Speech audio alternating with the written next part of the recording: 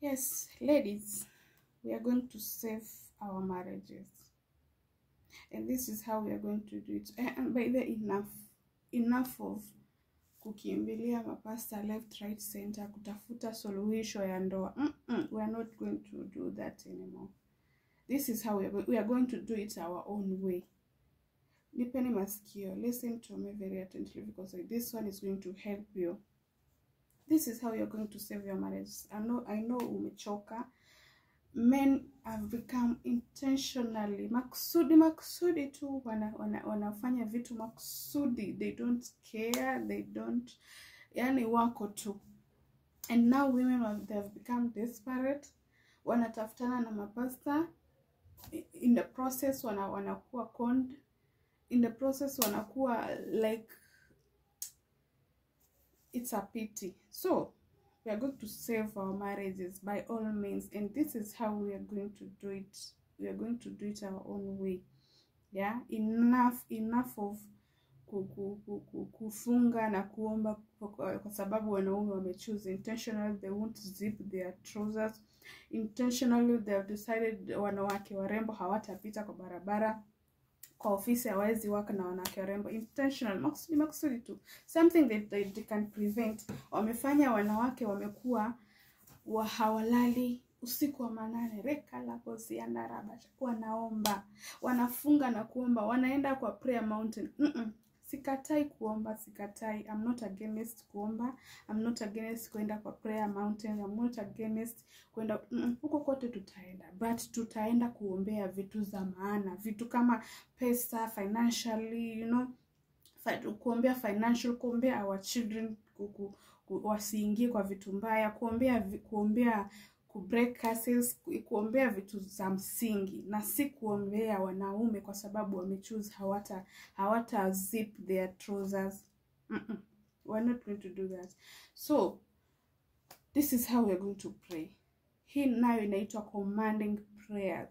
Commanding prayers. We're going to command prayers. This is how you're going to pray. So make sure mwanaume wako anakunywa chai, mpikie chai.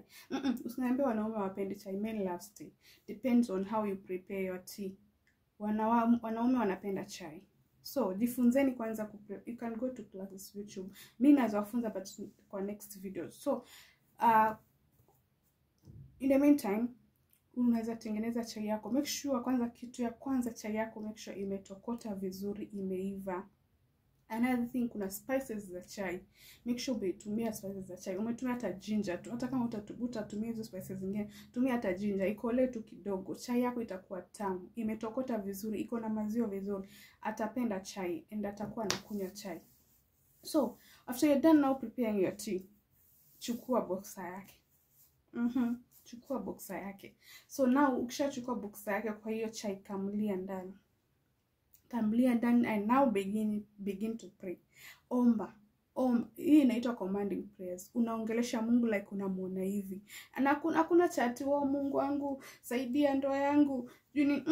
We are commanding prayers. Enough. Tumeomba hivyo ya kutosha. We are now changing praying system. We are now changing praying system. This is how you're going to pray. Command, ongelesha your boxer. Wakienda wajaribu, isisimame, and haitasimama. You'll thank me later. Haitasimama, utakuja kuuliza kwa nini ulifanya nini. After amekunywa hiyo chai, hiyo kitu haitasimama. Haiwezi simama. And another thing, unaweza chukua hata picha yake. You can take his pic, begin to pray by kuongelesha hiyo picha. Nenea hata kama ni hiyo chai, unainenea, iko na masikio zinasikia. Nenea, iongeleshe, ukwambie Mungu, this is my man, this is my guy. You gave him to me and I'm not ready to share him with any other person. Begin to pray. Omba. Nenea.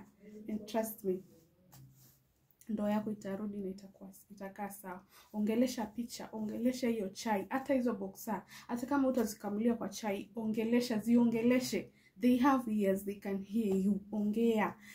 Command prayers. Na hasira. Command. You know, when I say command prayers, yeah, it might look like fetish, but ongelesha hiyo chai na Mungu ataelewa. Yeah, we are saving our marriages. Enough of kukimbilia mapasta, Pastor Ezekiel, tunaenda kwa Pastor Ezekiel aombe mpango wa kando wako. Mpango wa kando warembo wamejaa duniani, hatutaua wote. So we are going to do it our own way. Sawa? Thank you.